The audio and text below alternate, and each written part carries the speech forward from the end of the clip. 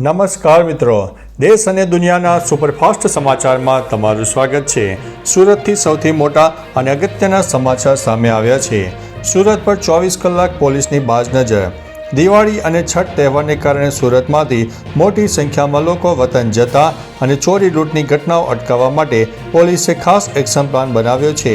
Command and control રૂમથી 800થી વધુ CCTV camera દ્વારા ખાલી વિસ્તારો, હીરા બજાર અને રહેણાંક વિસ્તારોના એન્ટ્રી અને એક્ઝિટ પોઈન્ટનું 24 કલાક મોનિટરિંગ થઈ રહ્યું છે।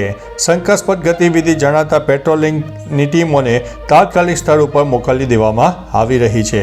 મિત્રો, અન્ય મહત્વના સમાચારની વાત કરીએ તો સરકારના પાપે ખેડૂતો મજબૂર બન્યા।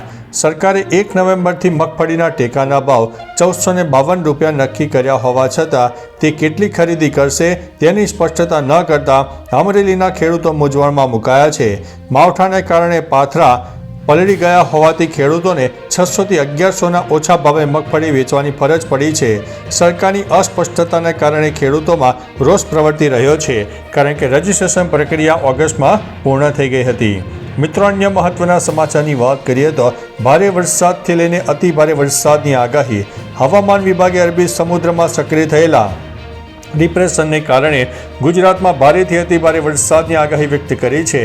28 ઓક્ટોબર સુધીમાં રાજ્યના ઘણા ભાગોમાં વરસાદનું જોર વધશે। બોટાદ, અમરેલી અને ભાવનગર માટે ઓરેન્જ એલર્ટ આપવામાં આવ્યું છે। અમદાવાદ અને ગાંધીનગરમાં પણ ભારે વરસાદની સંભાવના છે, જેના પગલે વહીવટી તંત્રને સાવચેતીના પગલાં લેવા માટે સૂચના આપી દેવામાં આવી છે। મિત્રો, અન્ય મહત્વના સમાચારની વાત કરીએ તો કમોસમી વરસાદથી સુરેન્દ્રનગરના ખેડૂતોને આંચકો લાગ્યો છે। હવામાન વિભાગની આગાહી વચ્ચે સુરેન્દ્રનગર શહેરના મલાડ ચોક, ટાવર રોડ, જોરાવરનગર, રતનપર સહિત અનેક વિસ્તારોમાં અચાનક વાતાવરણમાં પલટો આવતા વરસાદ શરૂ થઈ ગયો હતો। વરસાદના કારણે વાતાવરણમાં ઠંડક પ્રસરી જવા પામી છે, પરંતુ ખેડૂતોમાં કપાસના પાકને લઈને નુકસાન થવાની ભીતિ છે। કમોસમી વરસાદથી ખેડૂતોની ચિંતામાં વધારો થયો છે।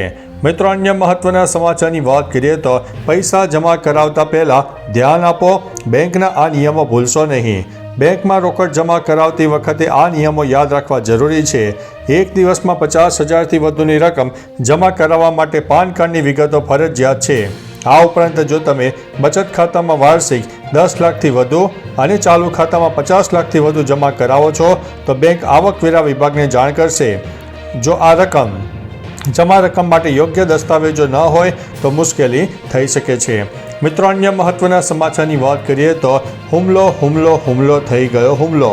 પ્રમુખ ડોનાલ્ડ ટ્રમ્પ ગાઝામાં લાંબા ગાળાની શાંતિ માટે અપીલ કરી રહ્યા હતા। તે દરમિયાન ઇઝરાયેલે ગાઝામાં હવાઈ હુમલો કર્યો અને આરોપ લગાવ્યો છે કે ગાઝામાં એક ઇસ્લામિક જેહાદી સંગઠન ઇઝરાયેલ પર હુમલાનું કાવતરું ઘડી રહ્યું છે। પરિણામે તે સંગઠનના અડ્ડા પર હુમલો કરવામાં આવ્યો હતો। આ હુમલા અંગે પેલેસ્ટાઇન તરફથી હજુ કોઈ મોટું નિવેદન સામે આવ્યું નથી। મિત્રો, અન્ય મહત્વના સમાચારની વાત કરીએ તો રખડતા કૂતરાઓના કેસની સુનાવણી 27 ઓક્ટોબરે। સુપ્રીમ કોર્ટ રખડતા કૂતરાઓ સંબંધિત કેસની સુનાવણી 27 ઓક્ટોબર કરશે। 22 ઓગસ્ટે કોર્ટે કેસોનો વ્યાપ દિલ્હી NCRથી વધારીને તમામ રાજ્યો સુધી વિસ્તાર્યો હતો અને રસીકરણ અને નસબંધી પછી કૂતરાઓને મુક્ત કરવા માટે મંજૂરી આપેલી। હવે ન્યાયાધીશ વિક્રમનાથ, સંદીપ મહેતા અને NV અજારિયાની બેન્ચ આ કેસની સુનાવણી કરશે, જેમાં દેશભરના સમાન કેસોને સુપ્રીમ કોર્ટમાં ટ્રાન્સફર કરવાનો નિર્દેશ અપાયો છે।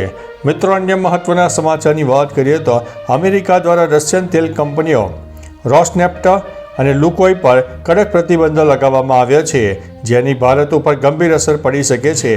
ભારત તેની તેલની 35થી 40% જરૂરિયાત રશિયામાંથી આયાત કરે છે। આ આયાત ઘટવાથી દેશ ઉપર વાર્ષિક અબજો ડોલરનો વધારાનો બોજ પડશે। પેટ્રોલ ડીઝલના ભાવમાં વધારો થઈ શકે છે। જોકે ભારત હાલમાં વૈકલ્પિક સ્ત્રોતો જેમાં સાઉદી અરબ, UAE અને આફ્રિકન દેશોથી પુરવઠો ભેગો કરવા પ્રયત્નશીલ છે। મિત્રો, અન્ય મહત્વના સમાચારની વાત કરીએ તો આ અઠવાડિયાથી દેશભરમાં શરૂ થશે મતદાર યાદીનું SIR। ચૂંટણી પંચ આવતા સપ્તાહથી સમગ્ર દેશમાં મતદાર યાદીનું સ્પેશિયલ ઇન્વેસ્ટિગેશન ડિવિઝન શરૂ કરી શકે છે। આ પ્રક્રિયાની શરૂઆત તે રાજ્યોમાં સૌપ્રથમ થશે જ્યાં આગામી 1 વર્ષમાં વિધાનસભાની ચૂંટણી યોજાવાની છે। જે રાજ્યમાં સ્થાનિક સ્વરાજ્યની ચૂંટણીઓ યોજાવાની છે ત્યાં આ રિવિઝન હાલમાં નહીં થાય, કેમ કે નીચલા સ્તરના કર્મચારીઓ ચૂંટણીમાં વ્યસ્ત હશે. આ રાજ્યોમાં સ્થાનિક ચૂંટણી બાદ SIR કરાશે. મિત્રો, અન્ય મહત્વના સમાચારની વાત કરીએ તો અચાનક આવી ગયા કરોડો રૂપિયા. મધ્યપ્રદેશના થાર જિલ્લામાં એક વ્યક્તિ રાતોરાત અબજોપતિ બની ગયો, પરંતુ તે માત્ર એક ટેકનિકલ ખામી હતી. વિનોદ નામના આ વ્યક્તિના ડીમેટ ખાતામાં એક કંપનીના 1312 શેર દેખાયા હતા, જેમાંથી દરેક શેરની કિંમત 2.14 કરોડથી વધુ દર્શાવવામાં આવી હતી. આના કારણે તેમના શેરની કિંમત કરોડો રૂપિયામાં દેખાવા લાગી. જોકે થોડી વારમાં ખબર પડી કે આ એક ટેકનિકલ ખામી હતી. મિત્રો, અન્ય મહત્વના સમાચારની વાત કરીએ તો ભારે વરસાદની આગાહી લઈને એલર્ટ આપવામાં આવ્યું છે. બંગાળની ખાડીમાં સર્જાઈ રહેલા લો પ્રેશરના કારણે ચક્રવર્તી વાવાઝોડાનું જોખમ વધતા ઓડિશામાં હાઈ એલર્ટ જારી કરવામાં આવ્યું છે. હવામાન વિભાગની માહિતી અનુસાર ઓડિશામાં 27, 28 અને 29 ઓક્ટોબર દરમિયાન ભારે વરસાદની શરૂઆત થઈ શકે છે. આ વાવાઝોડાની અસરને કારણે બિહાર, ઝારખંડ અને પશ્ચિમ બંગાળમાં પણ આગામી 3 દિવસ સુધી ભારે વરસાદની સંભાવના છે. માછીમારોને ઓક્ટોબર 26થી દરિયો ન ખેડવા માટે સૂચના આપી દેવામાં આવી છે. મિત્રો, અન્ય મહત્વના સમાચારની વાત કરીએ તો અમેરિકામાં સરકારી સહાયની તંગી. 40 મિલિયન લોકો ફૂડ બેંકોની બહાર લાઇનોમાં ઊભા રહ્યા.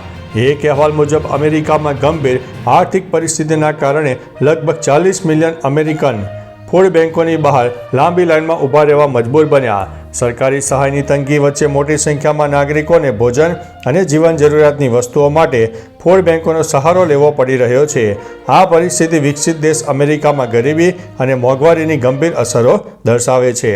તો ચાલો મિત્રો, ફરીથી દેશ અને દુનિયાના સુપરફાસ્ટ સમાચાર લઈને મળતા રહીશો. ત્યાં સુધી અમને રજા આપશો. નમસ્તે.